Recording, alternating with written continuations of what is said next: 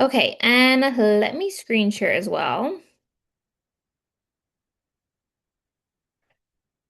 And let me know, give me a thumbs up if you guys can you see my screen? Okay, perfect.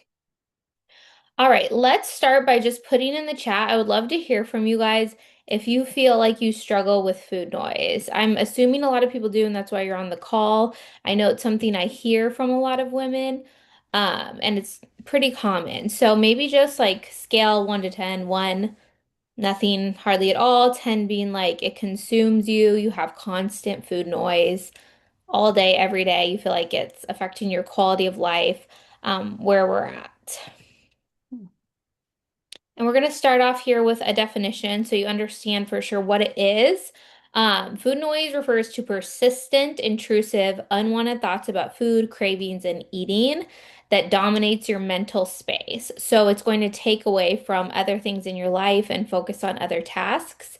It's not like you're not going to go to the doctor and get a medical diagnosis, but it's a common experience that is often linked to dopamine levels, stress, restrictive habits. We're going to talk about this.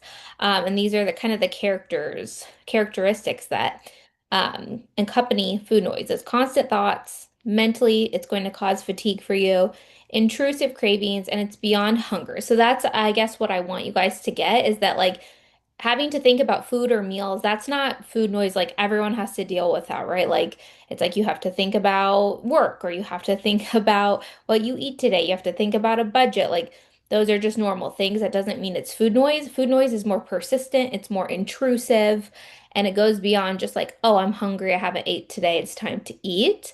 That's just a normal experience. Food noise is more than that, and it affects your life more than that. I just want to read the chat of seeing where we're at. A lot of 5, 5, 6, 9. Mm. And a Okay. lot of evenings and nighttime I'm seeing is when it hits a lot of us as women. And I know that's when the day comes to an end, right? It's the busyness is gone, the distractions, and that's when like our mind goes to it. We're exhausted, we're stressed, already thinking about the next day. So I get that. I understand that completely. Ah, jumped to the very last slide somehow.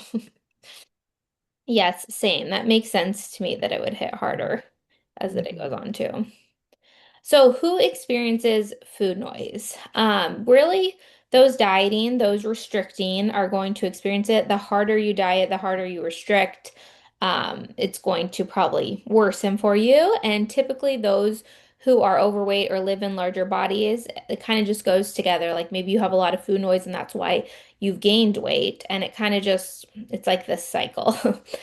Food can be an addiction. So, just like anything food, like just like alcohol, just like cigarettes, just like social media, just like an actual drug, food can be a drug. It can be an addiction.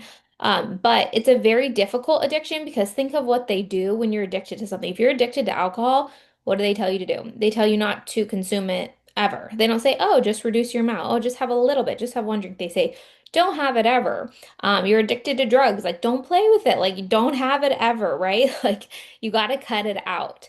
Food is obviously quite different. We need it. It's a good thing. It's essential. And it's meant to be a great thing, like fuel for our bodies to make us healthy, yes, but also an experience, a social thing. Like it's okay to enjoy food. So if you have a food addiction, it's very difficult because it's something you can't get away from. But I want to encourage you that you can overcome it. It's just not going to be easy. Food noise is going to affect your quality of life, and it absolutely will hold you back from your potential because you're distracted. You're thinking about food when you should be thinking about other things. It's intruding and pulling you away from what you're supposed to be focused on. And if you have a weight loss goal, which is 99% of the people in the program with us, it's much harder to achieve a fat loss goal, obviously, if you're constantly thinking about food.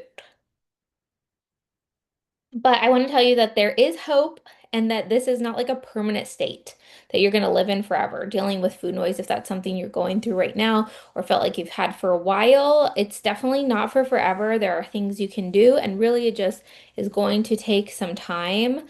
I've definitely struggled with this in the past, like majorly, and I don't anymore. So I hope that gives you hope. Mine was kind of self-induced or caused by when I competed and hired a trainer and she put me on like uber low calories. And when I look back at photos of myself and I see like how thin and emaciated I looked, like I was 92 pounds. I looked to me sick. And I didn't realize that I was just following what this trainer told me to do. I had such bad food noise. Like I would look at photos on Instagram of food, like save photos of food. Like to me now that sounds so weird. And I never struggled with food before. I never struggled with overeating. It was kind of like self-induced, where if I would have a piece of pizza, I wanted to have tons.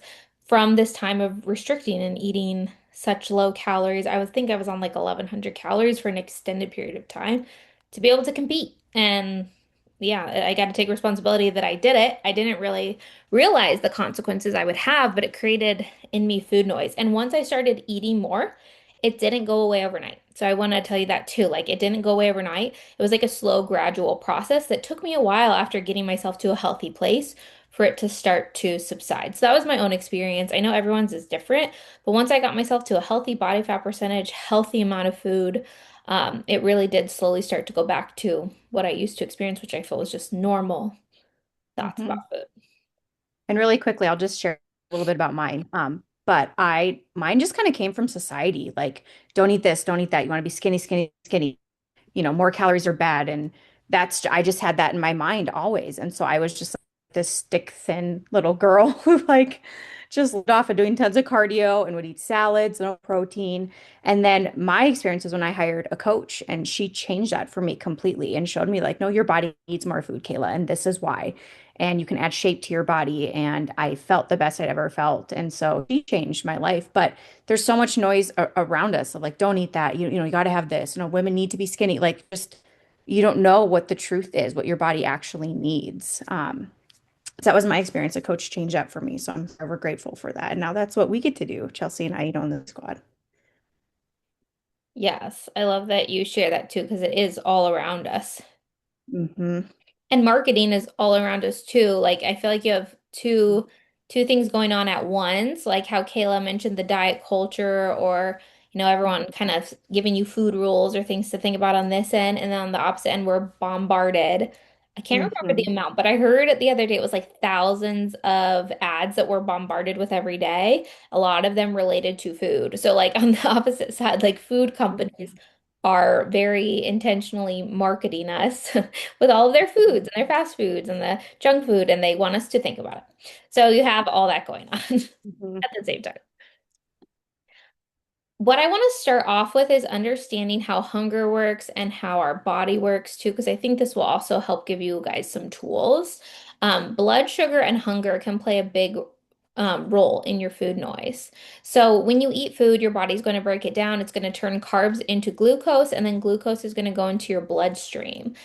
When this happens, you're going to have a little bit of a spike and then a crash. We don't want it to be like a big spike and crash.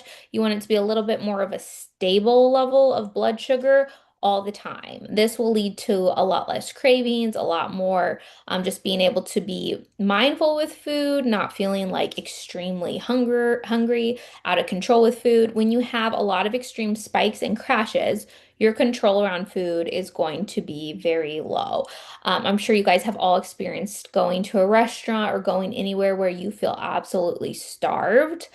You probably don't feel in control. You feel like you have to eat everything now.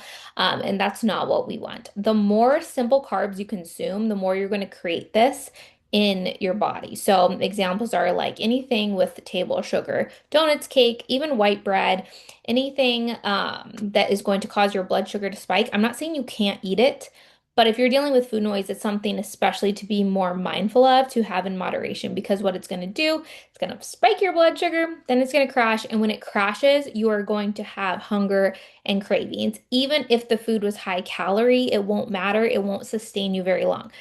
I feel like when sometimes I'll like have a donut as calories for, and I'll like consume, some of my calories for breakfast and I'll have it with my kids. I'm allowed to have it, but I'm like, I'm hungry like an hour later.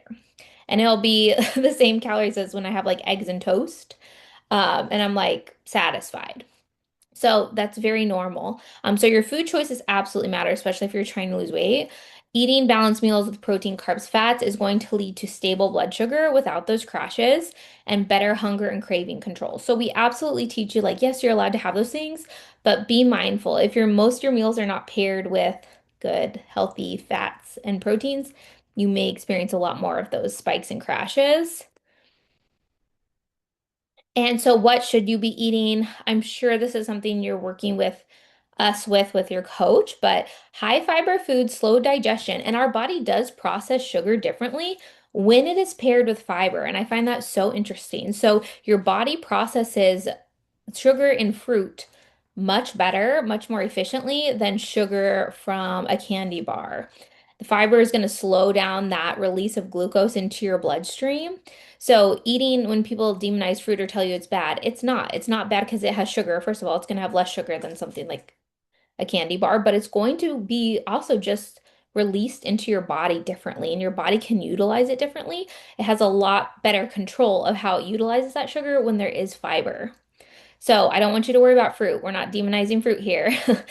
Just the high sugar candies, cakes, all that in moderation. High fiber foods are going to help. Lean protein is going to help. Healthy fats are going to help. Vegetables, fruit, basically just balanced meals that will help control cravings and hunger. So we're going to go through a few different strategies or things to do to handle food noise, but to start off, we're going to start with nutritional strategies. We kind of just hit on that, but balanced meals and eating regularly.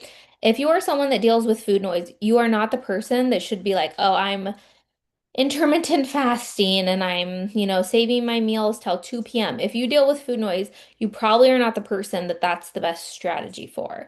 If you deal with a ton of food noise, you probably are not the person that should save too many calories for going out to eat. You probably need to work on balancing your meals and feeling a little bit more satisfied throughout the day and making sure that you're eating regularly. You're not letting there be like a 10-hour gap between when you eat, because that's when you're going to feel a little less in control or more consumed with thoughts of food. Another thing that we recommend is opting for a small to moderate calorie deficit, not an extreme one. So, the more extreme your calorie deficit, the more likely you are to cause food noise. And that was kind of true in my story when I explained how I started to deal with all this constant thoughts about food. It was because I was under eating for such a extended period of time. If you do a more moderate deficit, it's going to not be near as extreme.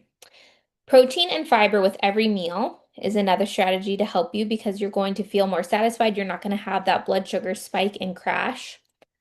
And then reduce extreme restriction. This means we're not going to say, hey, although, yes, we want you to eat protein and fiber, it doesn't mean you can never have a donut, or you should tell yourself you can never have it, or you can never go out to eat. Really, all that does is kind of make you want it more and make you think about it more. And the more food rules you give yourself, the harder this is all going to be. I'm not really a big fan of food rules. I really like the idea of trying to say, what do I need to eat more of? What do I need to eat in order to reach my goals? Not what do I not need to eat or what do I need to cut out? And I feel like that is a lot more positive way to think about your food journey. You need to eat omega-3s. You need to eat protein. You need to eat fiber. You need to eat micronutrients. If you are focused on that and how you can get that in, not, I need to not eat pizza. I need to not eat pancakes. That's going to be a lot harder for you. And make sure you actually take note before you just say, oh my gosh, I'm dealing with food noise. And, I have to just figure out a way to deal with this mentally. First, make sure that it's not a physical need in your body. And by that, I mean you're not eating 1,000 calories a day. You're not under consuming protein. If you are under consuming protein significantly, you're probably going to have food noise because your body is saying, I need more. It doesn't need more calories, it needs more protein. Even if you have a deficit in certain like micronutrients, your body can be telling you to eat something. Like it might need magnesium. Maybe you crave chocolate. Your body doesn't actually need chocolate, it needed magnesium. So you need to make sure you're eating a balanced diet, that you're filling in all your nutritional gaps and making sure that there's not something going on underlying that you're neglecting that's causing some of that. Because sometimes cravings are actually our body's way of saying, I need this. Like if you're really craving French fries, you could be low in sodium. I'm not saying that's what it is, but a lot of times it's like a lack in something that leads to a craving of a specific food that would meet that need. That's why I'm a big advocate. Everyone should be on a good multivitamin. Everyone should be, open to magnesium if you feel like that's something you don't get in enough, because these things really can make you crave foods when really maybe you have a nutrient deficiency. Okay. Behavioral strategies. So we talked about nutrition strategies. Now we're going to talk about habits, behavior, because really we are a product of our habits and behavior, what we do all the time, and the way we move and handle ourselves around food. So first of all, eat mindfully and slow down. Actually chew your food and let food be an experience. That's something that I know I need to work on. How many of you guys like eat while you're doing something, or you have your phone out, or you watch TV, or I'm guilty of doing it when I work just to save time. I'm like eating and then I'll work. And that's really not the way we should be eating. We should be enjoying food and like tasting our food, slowing down, letting it be an experience, not something we do just mindlessly. And oftentimes when we have like constant like entertainment while we eat, you might start to create subconscious ties around food and snacking with screens or with whatever it is that you're doing, when food time should be like you should sit down, enjoy the meal, actually like taste it. Let food be an experience. It's okay to enjoy your meal. So slow down. And then also you need to take note, this is going to be different for everyone. But do you have any triggers? Whether it's an environment, whether it's something going on in your life, whether it's certain types of foods that really trigger this for you. Most people struggle with food noise when it comes to more processed and addictive foods. You don't really get food noise like, oh, I really want to eat an apple. Like I wish I wish it was like that, but usually it's like I'm thinking about cookies and it comes out of nowhere. You're like, oh, I just really want ice cream or I really want cookies. So you might have to reduce or eliminate those foods. I can't tell you that you do, but for some people, the more they eat it, the more they want it. And while I don't believe in cutting things out completely, you have to know yourself. And if you're someone that can't control yourself around a cookie, maybe it's not something you should have in your pantry where it's like top of mind, where it's forefront. Like you have to curate an environment that sets you up at home, especially at home, for success.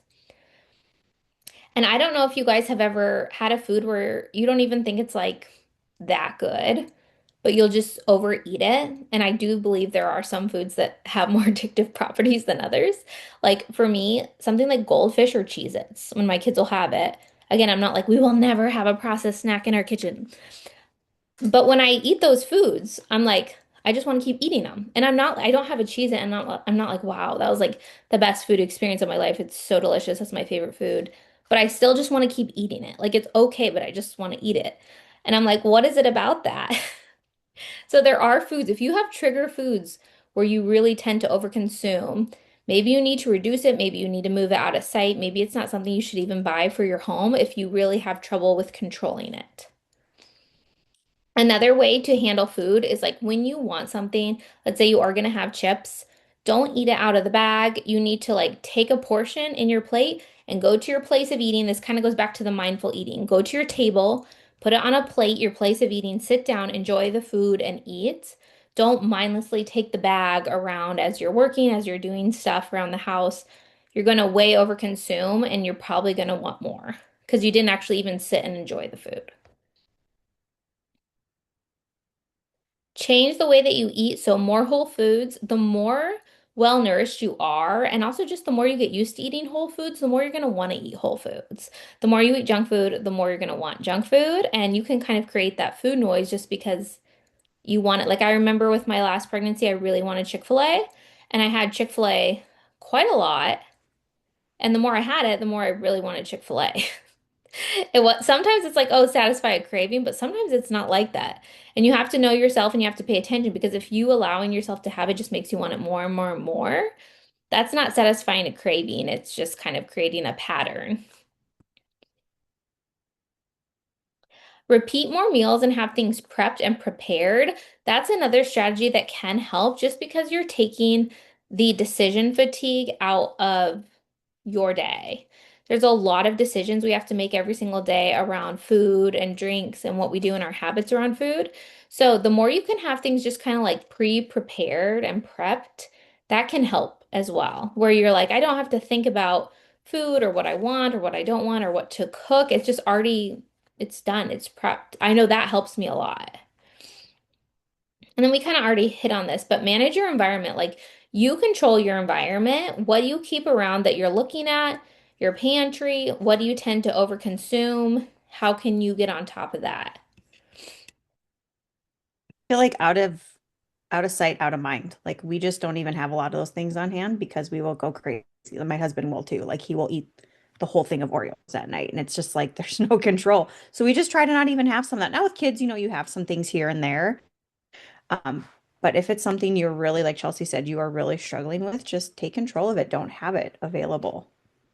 hmm And Amanda said that she gets hyperfixation on foods that she craves in the chat. And so there's two things. And you again, you kind of have to know yourself or talk to your coach because this is where it's kind of more person specific. If it's like an occasional thing and you really want a food and you can have the food and then the craving's gone and you're like, cool, had the burger I really wanted, like now I don't need it, I'm good. Great. Like you can give in to a craving every now and again. But if you're someone that has it and then you're like, oh, like I need 10 more of those cookies or I Mhm. need way more, then it's something that maybe for you it's the opposite answer. And that's why I don't like to give like blanket advice, like cut this out or reduce this or just give into the craving. It's going to be specific. And that's like we're having a coach to talk through if you need to talk through how you make those decisions around food. And you have to get to know yourself. That way you can improve it. Yep. Because I believe like if you really want something, you should be allowed to have it. But at the same time, if you're Mhm. someone that's like addicted to something and you can't stop, the answer for Mhm. you might be cutting it out of your home, like not having it in the pantry, like not having it even be an option. Mhm. I feel like too with the journey that I've been on and working with, that used to be me. I wanted things all the time, all the time. And then as I start with the coach, I'm good now. Like if I want one cookie, I'm gonna have one cookie. Like I don't freak out about it. It's not like a huge temptation, but it's taken me a long time to get there. So it is possible. Like Chelsea said, though, you just need to recognize what you need right now in the moment, what is going to help you right now, and then working with your coach through the rest of it. And it is possible. Like you can get there where you can have that control. It's going to take time, lots of time, hmm lots of mental work too. And don't be so hard on yourself. Like when you come up with a plan, like, okay, this is how I'm going to handle this next time this feeling comes up. Sometimes you're going to get Hmm. it right and sometimes you're not. And the worst thing you can do is like really beat yourself up about it. Like you're human. Just take note of what you did, what triggered you to consume more, Yep. and make a plan for next time. Yes. And your plan might switch. It might be like, all right, I gotta do cold turkey. And you know what? Maybe that's not working. And you got to talk with your coach or, someone else like, okay, I need to tweak this plan to where I can make this work because this isn't working. So it's okay to change it too. And sometimes you do just have to tell yourself no and trust that that's Mhm. the right decision. And Yep. one thing that's helped me with that is just having kids where I'm like, my kids want sugar a lot. Like if I let them, they'd have ice cream like a few times a day. And I have to be like, no, like you can have one treat a day after you've ate your dinner, then you can have your little ice cream. And it's not because it's bad. I'll never teach them that, but it's because too much sugar hurts their tummy. And sometimes you have to parent yourself a little bit. Like, I'm allowed to have this, yes, but too much sugar is bad for me. So I'm not going to overconsume it. Just like you would with your kids because you care about their health. Too much Mhm. sugar is going to hurt their tummy. You're not going to let them eat nothing but ice cream for breakfast, lunch, and dinner. Yep. Oh, Okay. I like that, Jen. She said, I literally have a recipe that makes two chocolate chip cookies. That's good too. Or like sometimes making those like little mugs, like, protein, whatever, or something in a mug. It's like a cake. That's good too. Have a smaller portion, and make sure the ingredients are benefiting you or like you said, make it for two cookies and it's done. That's it. No more. Mm-hmm. I like that. Yes, we all have our things. Like my husband, he's not a sweets person at all. He like doesn't struggle with it, but my mom's chocolate chip cookies or if I make chocolate chip cookies, I will be like, "Where did these go? Like I didn't get any." And he's like, "I can't." Like he's like, "You cannot bring me those." Like he'll eat a lot. And he's like, "I really can't have those." Like for my birthday, but he's like, "I did not struggle with food, but like for him it's that." And so is it okay for him to have some? Maybe, but he literally can eat like 8 to 10 cookies. And he's like, this is like bad. Like, just don't bring them around very often because it's bad. We all like have our things. Pattern interrupts. Okay, so this is just an idea for you guys, and you can try these out and see what works for you again. But if you are someone that gets a food noise that's like intrusive, like a cookie, I don't know what you crave. You crave a cookie and it just pops into your head. You're not actually like in need of food. You're not actually hungry. It's just intrusive food noise.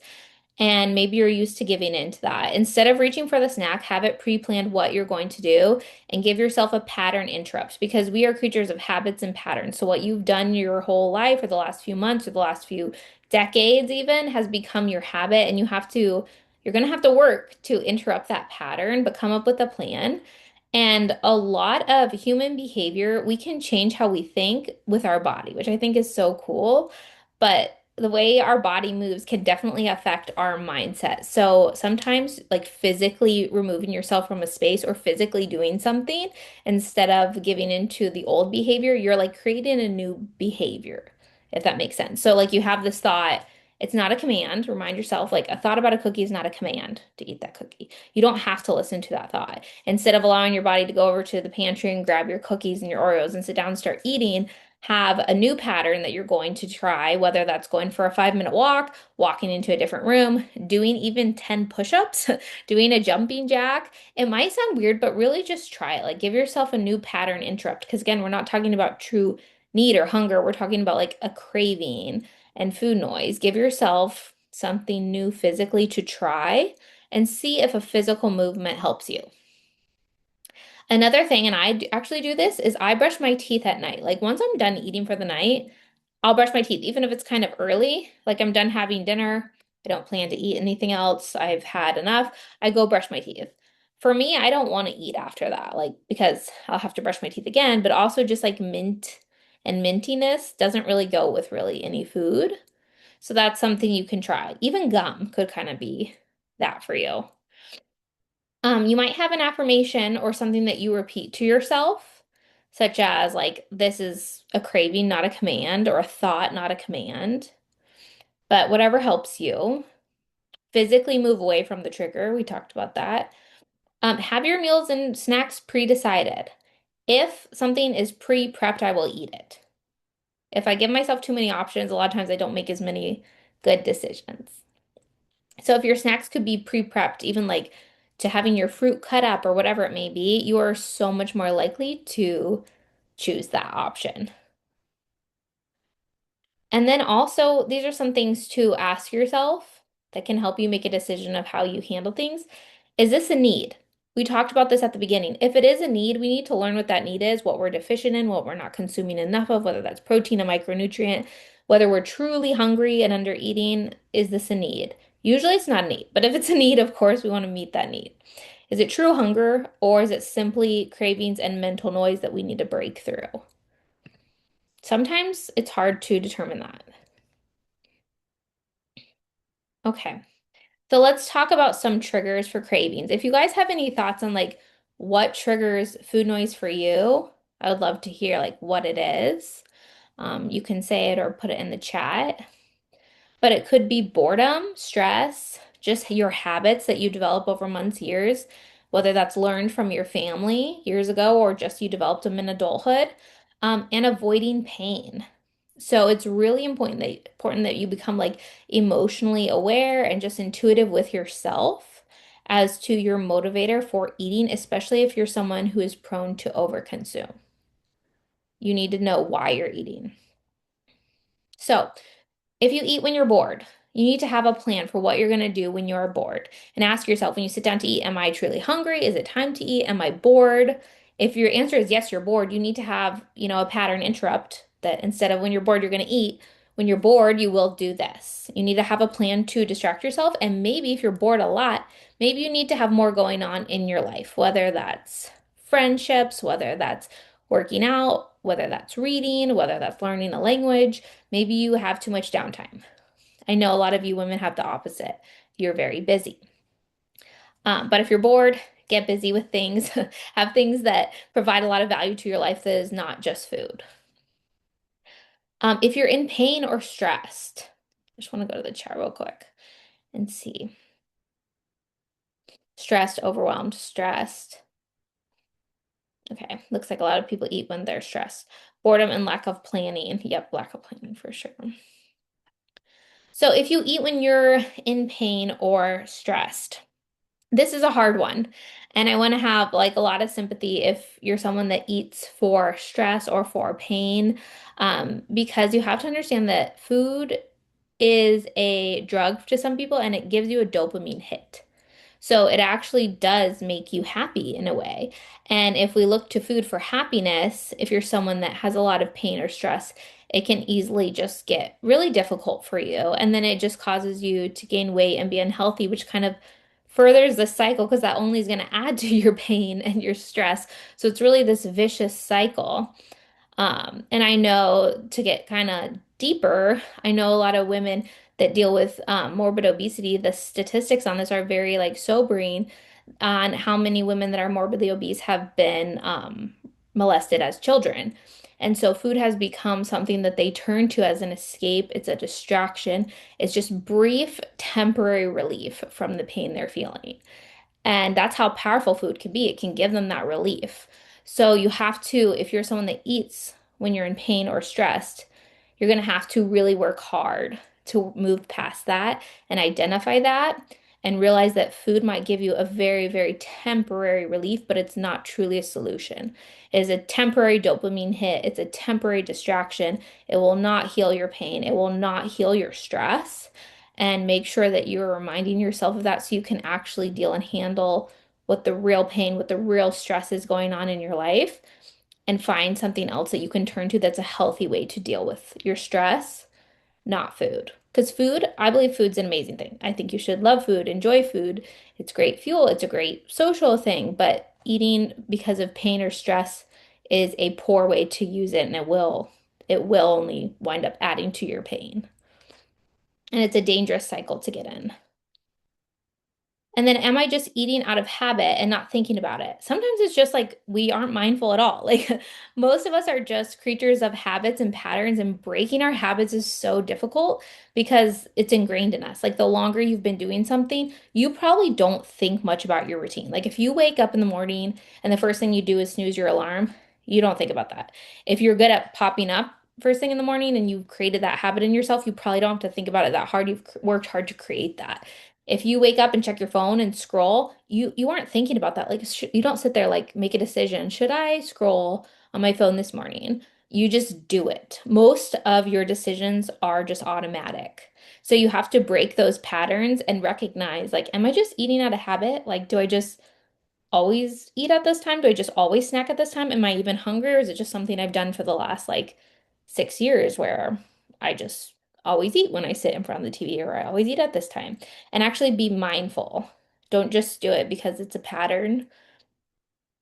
And then we just spoke about pain, but pleasure seeking, just a dopamine hit. Food is your drug. Food is what makes you happy. We need to deal with that on a deeper level. Like, what else is driving us to reach for food, and what should actually be fulfilling us and not letting food be what fulfills us? And then obviously, if it's true hunger, your stomach is growling, you're lightheaded, your blood sugar is low, um, you're in a calorie deficit and you've lost a lot of weight and it's just getting harder and harder and harder, then maybe we need to address it. That's where you can talk to your coach. Like if you've lost a lot of weight and your calories keep going lower and you're really like food noise is increasing and increasing the further along you go, maybe you need a break. Maybe you need a diet break. Maybe we need to be at maintenance for a few months before you go back if you have more to lose. Maybe it's time that we focus on a muscle building phase. Again, that's where the custom coaching comes in. But I do want to hit on like that's for people that are losing weight. If you haven't really like lost any weight yet, you're at maintenance, we just got to deal with the food noise because otherwise you'll just never get to your goal. Okay, let's talk about body image. This is something that I have not heard talked about a lot, but I think it's completely related. Body image and food noise to me are super connected because a lot of people that struggle with food noise also struggle a lot with body image, and they can't really think of the two separately, if that makes sense. Like when they think about their body, they think about food. When they look at other people and they see their bodies, they're thinking about other people's bodies, and then they're thinking about how other people eat. And when they see food, they think about what that's going to do to their body.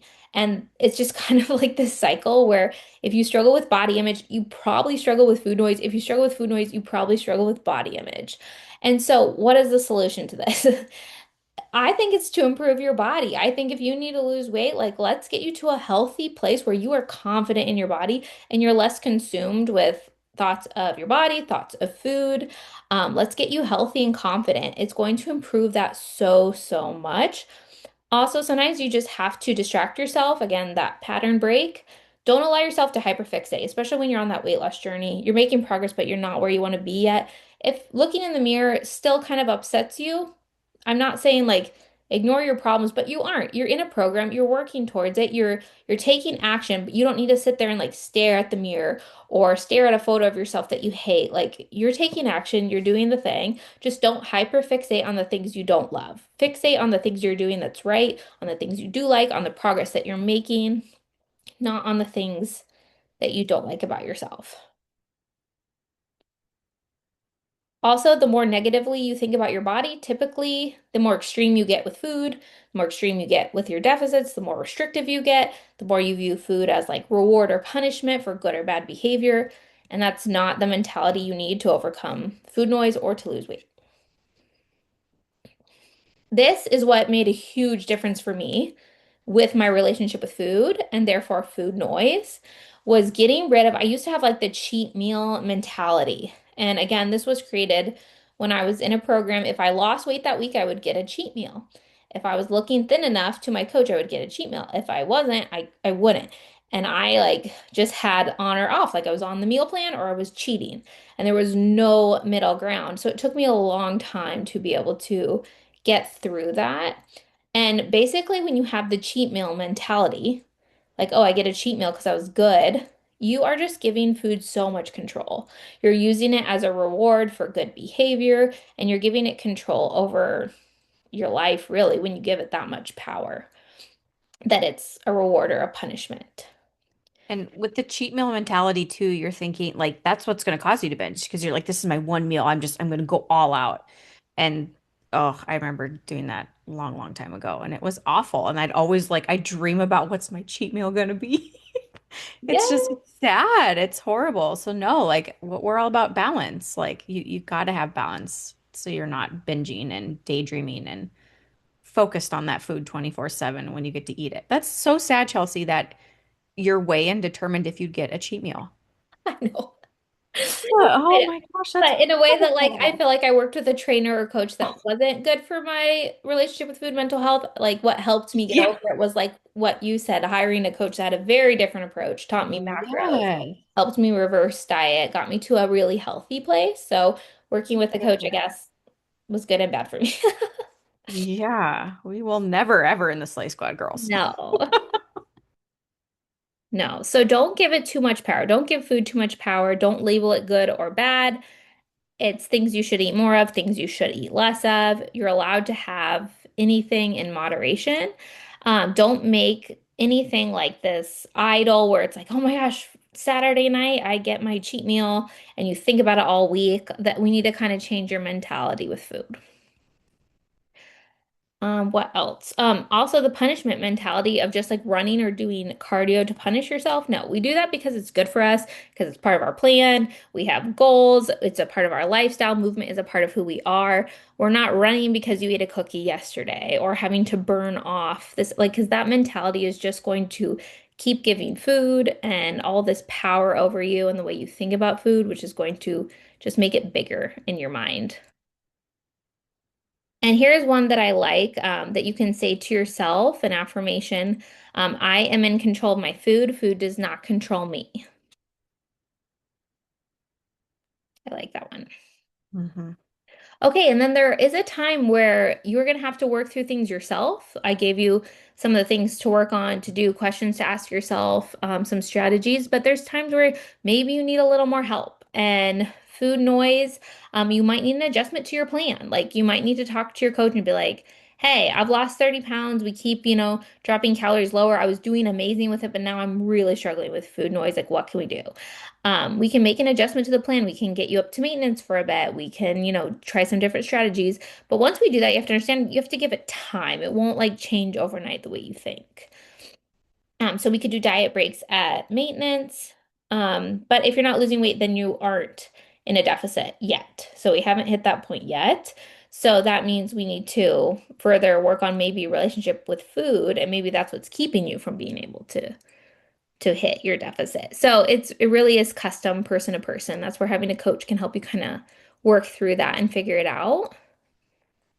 I'm working on your body image and we're building a body you feel comfortable in that you love because poor body image and food thoughts, I really believe that they go together. If you're someone that takes note of how other people are eating and how they look, and you're letting that, I know a lot of people will be like, oh, this person's skinny. Let me look at what they're eating.